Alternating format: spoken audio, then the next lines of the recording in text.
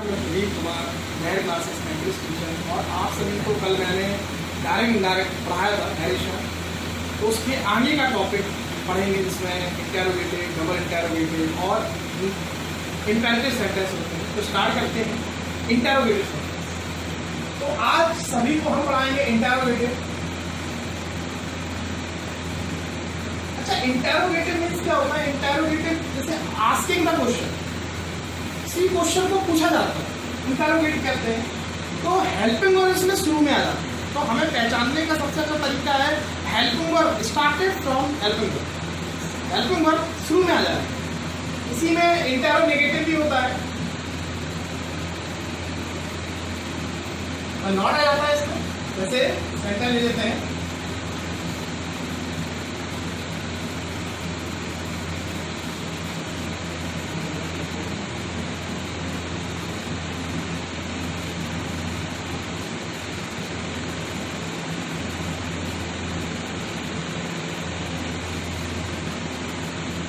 You आया mangoes. इस तरीके का सेंटेंस है। देखिए इसको कैसे पहचानेंगे इंटेरोगेटिव? हेल्पिंग वर्ब स्टार्ट है, वेल आया, शुरुआत हेल्पिंग वर्ब से स्टार्ट हो रहा है। तो जब भी हेल्पिंग वर्ब से स्टार्ट हुआ कोई सेंटेंस हम उन्हें इंटेरोगेटिव कहेंगे। हेल्पिंग वर्ब के साथ नॉट आ जाए तो इंटेरोगेटिव होता है। तो ऐसे सेंटेंस कैसे बनते हैं? सेट और सेट टू के स्थान पे हम आर्स लगाते हैं, कॉमा इन्वर्टेड कॉमा की जगह इफ लगा देते हैं। और सेंटेंस जो होता है रिपोर्टिंग स्पीच का सेंटेंस, ठीक है, असर्टिव बनाते हैं। जो रिपोर्टिंग स्पीच का सेंटेंस होगा उसको असर्टिव बनाया जाता है। कैसे? जैसे ही सेट के स्थान पे क्या आ रहा है? आज मोनोनैम, कॉमा इन्वर्टेड कॉमा की जगह हमें फिर सेंटेंस को असर्टिव बनाना है। मतलब पहले हमें सब्जेक्ट ढूंढना पड़ेगा। चेंज कर लो, बस लिखेंगे पहले सब्जेक्ट, फिर हेल्पिंग वर्ब, फिर मेन वर्ब, फिर ऑब्जेक्ट और फिर कॉम्प्लीमेंट। यदि नॉट है तो हेल्पिंग वर्ब के बाद नॉट लगा देंगे। इस तरीके से नॉट लगा होगा जहां पर हम उसे वैसे का वैसे ही लगा देंगे। एक सब्जेक्ट क्या है? यू, सब्जेक्ट है यू। कौन सा पर्सन? Second person. केस किससे होता है? रिपोर्टिंग वर्ब के ऑब्जेक्ट से। ऑब्जेक्ट कुछ नहीं है तो हम ही मान लेते हैं, टू हिम सपोज कर लेते हैं, तो यहाँ ही आ जाएगा, ठीक है। फिर क्या चाहिए? Helping verb. हेल्पिंग वर्ब क्या है? विल। कल मैंने बताया था विल किसमें चेंज होता है? वर्ड में। फिर मेन वर्ब। मेन वर्ब इसकी वर्ब की फर्स्ट फॉर्म ही होती है और आगे जैसा है वैसा लिख देंगे। जितना चेंज होगा उतना चेंज करेंगे, बाकी वैसा ही लिख देंगे। समझ में आया? एक सेंटेंस और बनाते हैं, इसी तरीके का है।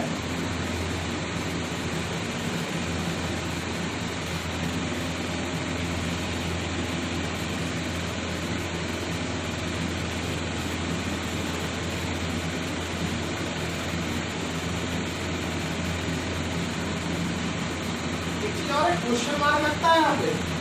ये पहचानने का तरीका तो यही है कि यहाँ पे क्वेश्चन मार्क लगेगा, ठीक है। तो यहाँ क्वेश्चन मार्क लगता है।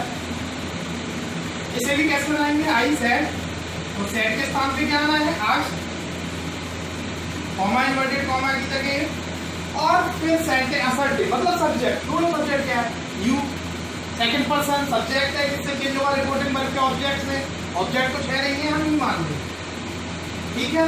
फिर उसके बाद आर। कौन सा टेंस है? Present continuous, change into past continuous, मतलब वॉज।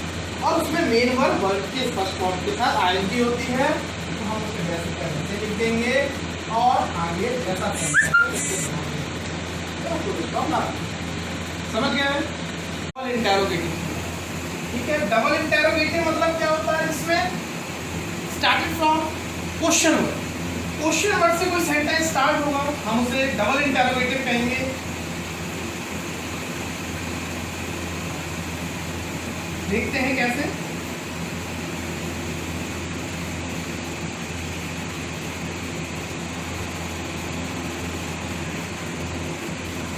जैसे सेंटेंस लिखा होगा, he said to me, comma inverted comma,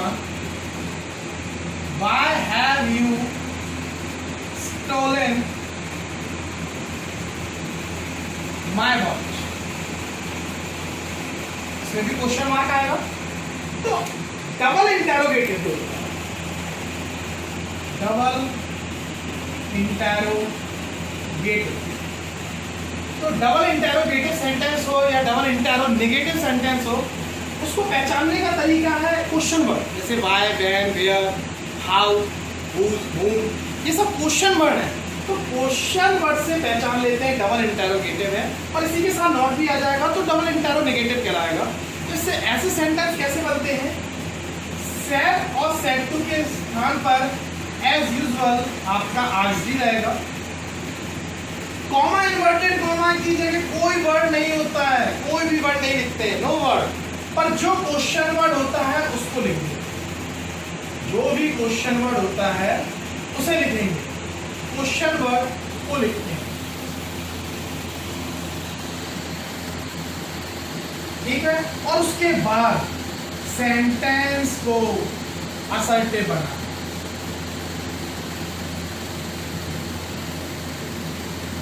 मतलब समझे।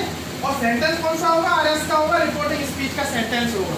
मतलब पहले हमें सब्जेक्ट, फिर helping verb, main verb, object और कॉम्प्लीमेंट। पहले सेड और सेड टू के स्थान पे आज लिख देंगे। कॉमा इन्वर्टेड कॉमा में कोई वर्ड नहीं आता है, जो क्वेश्चन वर्ड होता है उसी को लिख देते हैं कॉमा इन्वर्टेड कॉमा के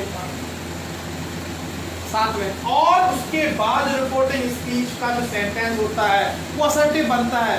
मतलब क्वेश्चन वर्ड के बाद हमें पहले ढूंढना पड़ेगा सब्जेक्ट, फिर हेल्पिंग वर्ब, फिर मेन वर्ब, फिर ऑब्जेक्ट और कॉम्प्लीमेंट। जैसे बनाते हैं ही, सेड टू के स्थान पे क्या आएगा आज, ही, ऐसा ही कॉमा इन्वर्टेड कॉमा की जगह, कॉमा इन्वर्टेड कॉमा की जगह कोई वर्ड नहीं आता है, जो क्वेश्चन वर्ड होता है उसे ही लिख देते हैं हम वर्ड, ठीक है। फिर हमें क्या चाहिए होता है सब्जेक्ट, सब्जेक्ट क्या है, यू, सेकंड पर्सन, किससे होता है चेंज, रिपोर्टिंग वर्ब के सब्जेक्ट से, आई से, ठीक है। फिर हेल्पिंग वर्ब कौन सा है, tense have, present perfect, change into past perfect, helping verb had, ठीक है। स्टोलन, अब माय, देखिए माय, देखिए क्या है, माय है पजेसिव, आई का पजेसिव, ठीक है। आई मतलब फर्स्ट पर्सन का पजेसिव केस है ये, और ये चेंज होता है रिपोर्टिंग वर्ब के सब्जेक्ट से। रिपोर्टिंग वर्ब का जो भी सब्जेक्ट हो उसका पजेसिव लिख दो। मैंने आपको कल ही बताया था कि सेंटेंस का जो वर्ड होता है रिपोर्टिंग स्पीच का, चाहे वो आपका सब्जेक्ट हो, ऑब्जेक्ट हो, पजेसिव में हो, तो जैसा होता है उसको चेंज करके उसी में चाहिए होता है हमें। मतलब ये पजेसिव में है, लिखेंगे पजेसिव में, फर्स्ट पर्सन का पजेसिव है, चेंज करेंगे रिपोर्टिंग वर्ब के सब्जेक्ट से, सब्जेक्ट ही है उसका पजेसिव लिख दिया, ही का पजेसिव होता है हिज, और सेंटेंस आगे बढ़ा देंगे और हमारा कंप्लीट हो जाएगा, समझे। अब एक और सेंटेंस ले लेते हैं, जैसे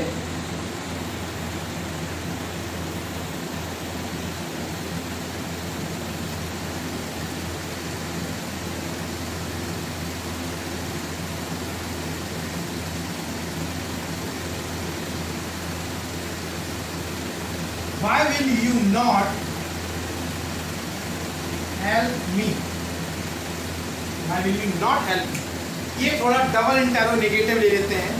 देखिए डबल इंटेरोगेटिव में बनता सेंटेंस असर्टिव ही है, अब नॉट लगा देते हैं, मतलब हम हेल्पिंग वर्ब के बाद नॉट और जोड़, बस इतना सी है, थोड़ी सी बात है कि हेल्पिंग वर्ब का नॉट जोड़ देंगे, सेंटेंस वैसे ही बनेगा जैसे मैंने अभी समझा। कैसे, शी, ऐसा ही सेड के स्थान पे आपको आर्ट लिखना है, आर्ट लिख देंगे। कॉमा इन्वर्टेड कॉमा, ये कोई वर्ड नहीं आना है, क्या आना है, क्वेश्चन वर्ड, क्वेश्चन क्या आपका वार है। और फिर इसका सेंटेंस में कैसे बनाते हैं असर्टिव, असर्टिव में पहले क्या चाहिए हमें, सब्जेक्ट क्या है, यू, इससे चेंज हो रहा है रिपोर्टिंग करके ऑब्जेक्ट से, ऑब्जेक्ट तो चाहिए आप भी मान लें। फिर क्या चाहिए, हेल्पिंग वर्ब, क्या है, विल, विल चेंज वर्ड में। फिर यहाँ पे नॉट है, देखिए हेल्पिंग वर्ब में नॉट आता है, यदि है तो लगा दो, नहीं है तो नहीं लगाएंगे, है तो लगा दे रहा है। फिर क्या है, मेन वर्ब, हेल्प है इसकी। अच्छा मी, मी क्या है, मी ऑब्जेक्ट, आई का ऑब्जेक्ट है मी, फर्स्ट पर्सन, किससे चेंज होता है, रिपोर्टिंग वर्ब के सब्जेक्ट से। रिपोर्टिंग वर्ब का सब्जेक्ट क्या है, शी, इसका ऑब्जेक्ट लिख दो। मैंने बताया ना जैसा होता है वैसे लिखेंगे, आपके पास ऑब्जेक्ट है, ऑब्जेक्ट में लिख दो, फर्स्ट पर्सन का है ये, फर्स्ट पर्सन चेंज होता है रिपोर्टिंग वर्ब के सब्जेक्ट से, सब्जेक्ट है शी, इसका ऑब्जेक्ट लिख दो, हर होता है। जैसे आप question word, double interrogative, interrogative sentence diagram कर सकते हैं। अब हम आगे देखेंगे इंपेरेटिव सेंटेंस।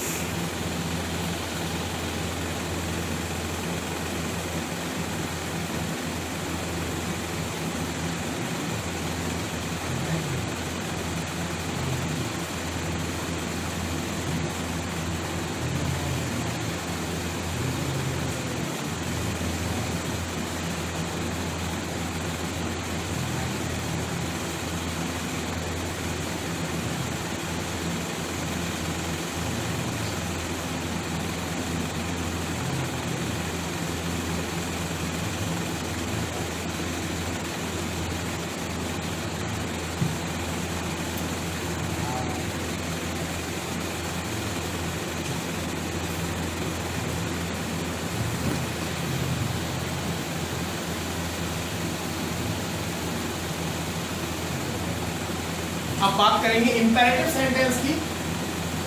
तो इंपेरेटिव सेंटेंस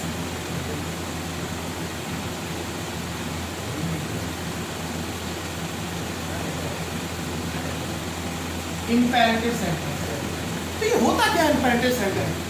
आपको इतना जानने की जरूरत है कि इंपेरेटिव सेंटेंस को पहचानने का तरीका है कि वो वर्ब्स की फर्स्ट फॉर्म से स्टार्ट होगा। वर्ब की फर्स्ट फॉर्म होगी, ऑब्जेक्ट होगा और कॉम्प्लीमेंट होगा। पर आपको इतना पता चलेगा वर्ब से स्टार्ट हो रहा सेंटेंस, वर्ब और ऑब्जेक्ट हो सकता है, पर कॉम्प्लीमेंट हो या ना हो कि कोई गारंटी नहीं है कि हो भी सकता, नहीं भी हो, पर वर्ब से स्टार्ट होगा, ऑब्जेक्ट होगा साथ में। तो वर्ब से जो भी सेंटेंस स्टार्ट होंगे हम उन्हें इंपेरेटिव सेंटेंस कहेंगे। इसी में, और इसमें सब्जेक्ट नहीं होता है, हिडन सब्जेक्ट होता है। जैसे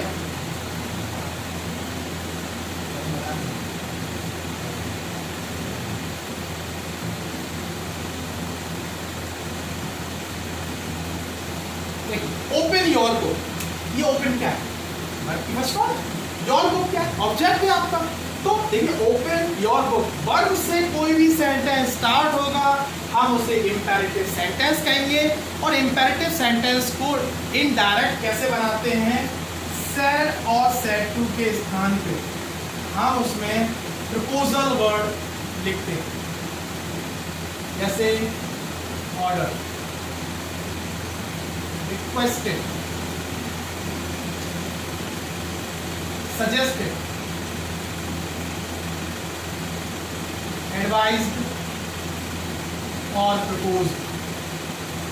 ऑर्डर मतलब आदेश देना, रिक्वेस्ट मतलब किसी से आपसे प्रार्थना करना, सजेस्टेड मतलब सुझाव देना, एडवाइज मतलब सलाह देना और प्रपोज मतलब किसी को प्रस्ताव देना। ठीक है, कॉमा इन्वर्टेड कॉमा की जगह टू लगाते हैं और उसके बाद सेंटेंस को वर्ब से जोड़। ठीक है, कैसे? ही। अच्छा, सेंटेंस को देखना पड़ेगा कि कौन किससे कह रहा है और वो क्या हो सकता है। जब अननोन पर्सन दिखेगा और वाक्य का आशंका मिलेगी आपको तो कुछ भी लगा सकते हैं। जैसे ऑर्डर भी आ सकता है, रिक्वेस्टेड भी आ सकता है, प्रपोज भी। जैसे यहाँ ही है, ही सेड मतलब उसने कहा। अब उसने किससे कहा, वो कौन है, ये यदि पता नहीं है, ओपन योर बुक, अपनी किताब खोलो, तो आप कुछ भी लगा सकते हो। उसमें ऑर्डर भी लगा सकते हो, रिक्वेस्टेड भी लगा सकते हो, प्रपोज भी लगा सकते हो। जैसे मैं यहाँ पे ऑर्डर लिख देता हूँ, ऑर्डर, ही ऑर्डर, कॉमा इन्वर्टेड कॉमा ये क्या है? टू। तो मैंने फिर क्या बताया, सेंटेंस को वर्ब से जोड़ेंगे। वर्ब क्या आपकी? ओपन, योर चेंज होगा, पजेसिव और ऑब्जेक्ट चेंज होते हैं। इसलिए योर पजेसिव है, यू का पजेसिव वर्ड है योर। कौन सा पर्सन? Second person. किससे चेंज होता है? रिपोर्टिंग वर्ब के ऑब्जेक्ट से। ऑब्जेक्ट क्या है? कुछ नहीं है, तो हम मान लेंगे थर्ड पर्सन, टू हिम करके मान लेते हैं। टू हिम के लिए पजेसिव वर्ड, ही के साथ क्या आता है? Possessive word his. तो हम यहाँ हिज इस तरीके का सेंटेंस बनाते हैं। जैसे एक और है,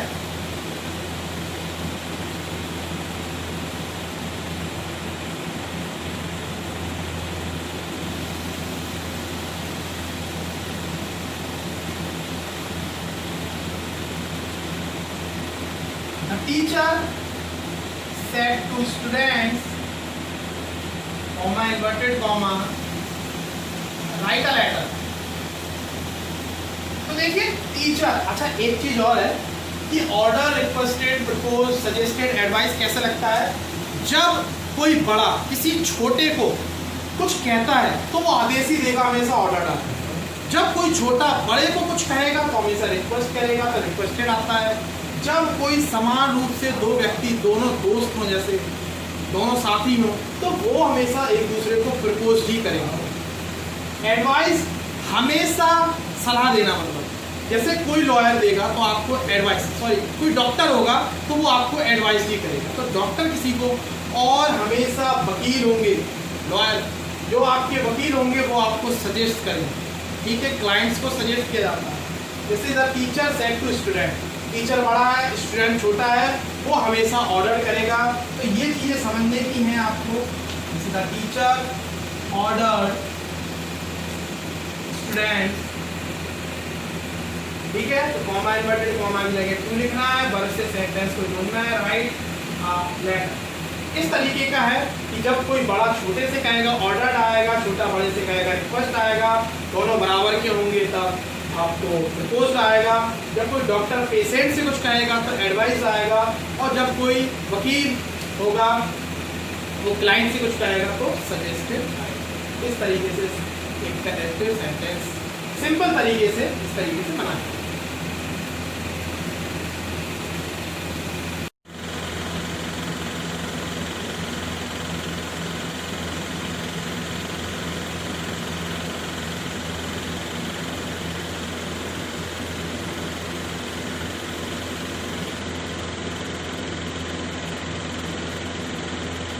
इम्पेरेटिव सेंटेंस को सिंपल तरीके से अपन ने सीख लिया।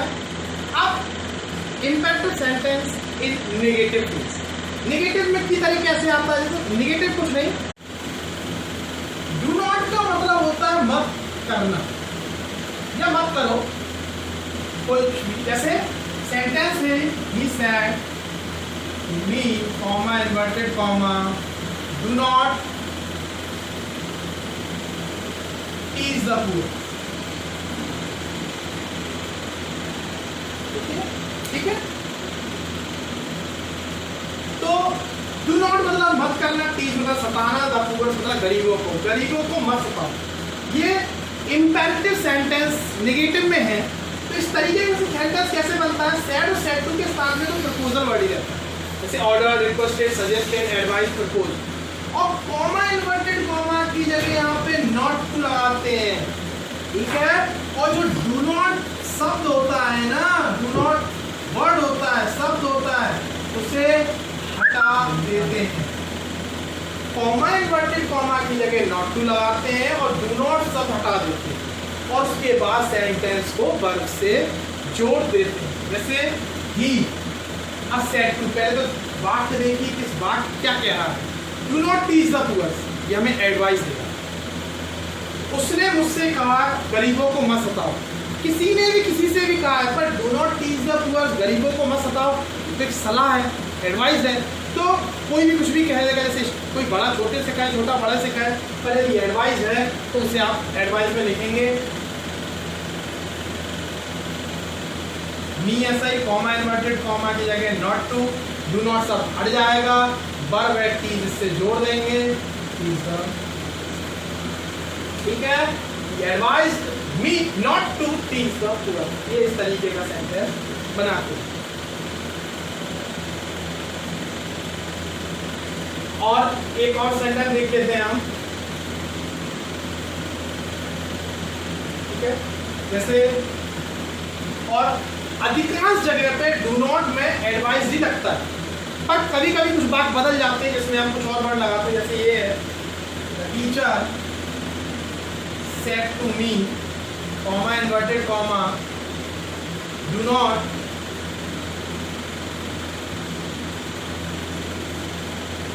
Make a noise in the class, ठीक है। मतलब अध्यापक ने मुझसे कहा do not make a noise in the class, मतलब कक्षा में शोर मत मचाओ। तो भाई एक टीचर है वो किस मुझसे कह रहा है, मतलब किसी स्टूडेंट से कह रहा है, तो टीचर हमेशा ऑर्डर ही देगा। तो टीचर ऑर्डर मी ऐसा ही कॉमा इन्वर्टेड कॉमा की जगह नॉट टू इसे लिखा है, डू नॉट से हटा देंगे, इसे हटा दो, सेंटेंस को वर्ब से जोड़ो, वर्ब क्या है आपकी मेक, नॉट टू फिर मेक और फिर एडवाइस द क्लास। समझ में आया? ये इंपेरेटिव सेंटेंस है। इस तरीके से इसमें डू नॉट का शब्द यूज करते हैं, इस तरीके से इसे बनाते हैं। देख लीजिए, देख लीजिए।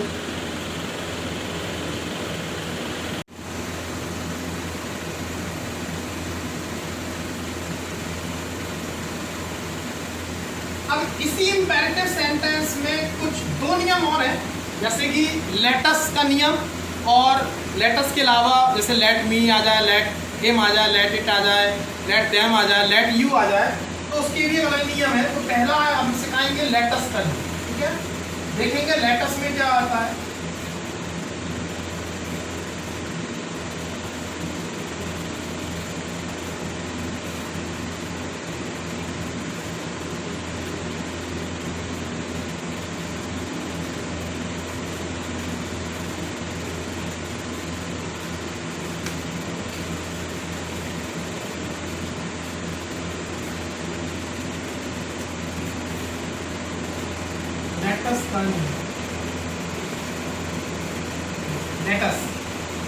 लेटस मतलब क्या था? लेट मतलब चाहिए, अस मतलब हम, ठीक है? जैसे सेंटेंस लिखा हो he said comma inverted comma let us go there, मतलब लेट मतलब चाहिए, अस मतलब हमें, गो मतलब वहाँ, गो मतलब जाना, और देयर मतलब वहाँ, मतलब हमें वहाँ जाना चाहिए, ठीक है? तो जब भी लेटस शब्द आएगा रिपोर्टिंग स्पीच में, ये इंपेरेटिव सेंटेंस ही होता है। इस तरीके से सेंटेंस कैसे बनाते हैं? सैड और सैड टू के स्थान पे मैं आपको बता चुका हूँ प्रपोजल वर्ड है। प्रपोजल वर्ड मतलब ऑर्डर, रिक्वेस्टेड, सजेस्टेड, एडवाइज्ड और प्रपोज्ड। कॉमा इन्वर्टेड कॉमा की जगह यहाँ दैट लगाते हैं, और लेटस की जगह पे वी शुड या दे शुड, कोई भी पूरा वर्ड लिखेंगे भाई, या तो वी शुड लिख देंगे उसकी जगह, या दे शुड लिख देंगे, और सेंटेंस को वर्ब से जोड़, ठीक है? और एक चीज और, लेटस वाले वाक्यों में, लेटस वाले सेंटेंस में हमेशा सैड और सैड टू के स्थान पे 99% प्रपोज्ड ही लगा। देखिए, उसने अब ऑब्जेक्ट नहीं दिया, उसने कहा हमें वहाँ जाना चाहिए, तो ये क्या है? एक प्रस्ताव ही होगा, हमें वहाँ जाना चाहिए, एक प्रस्ताव है। तो हमेशा 99% सैड और सैड टू के स्थान पे आप प्रपोज्ड ही लगाएंगे। लेटस वाले वाक्यों में हमेशा प्रपोज्ड ही आता है। 1% है कि सेंटेंस बदल जाएगा, वाक्य बदल जाएगा, उसका अर्थ बदल जाएगा, कहने का अर्थ बदल जाएगा, तो हम जरूर रिक्वेस्टेड, ऑर्डर, सजेस्टेड, एडवाइस लगा देंगे, पर 99% प्रपोज्ड ही आता है। तो आप सभी को प्रपोज्ड ही लिख देना, कॉमा इन्वर्टेड कॉमा की जगह दैट लगाना है, और लेटस की जगह वी शुड या दे शुड कुछ भी लगा देंगे आप, जैसे मैंने दे शुड लगा दिया, और उसके बाद सेंटेंस को वर्ब क्या गो उससे जोड़, ठीक है? बात समझ में आई?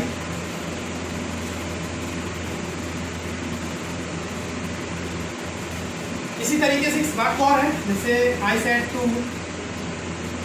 हर comma inverted comma let us wait for him,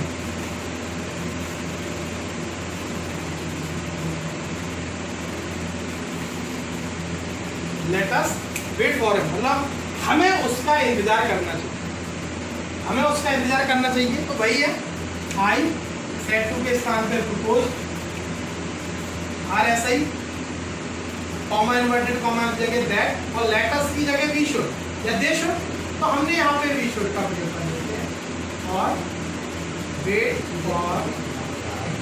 अच्छा, हिम क्यों चेंज नहीं किया हमने?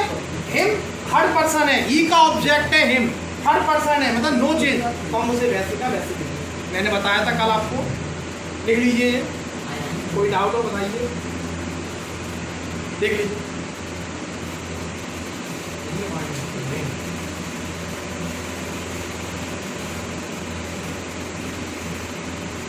वो आपको तो आप कमेंट बॉक्स में मुझे बता दीजिए, और यदि ये वीडियो पसंद आई हो तो लाइक कीजिए, सब्सक्राइब कीजिए, और धन्यवाद।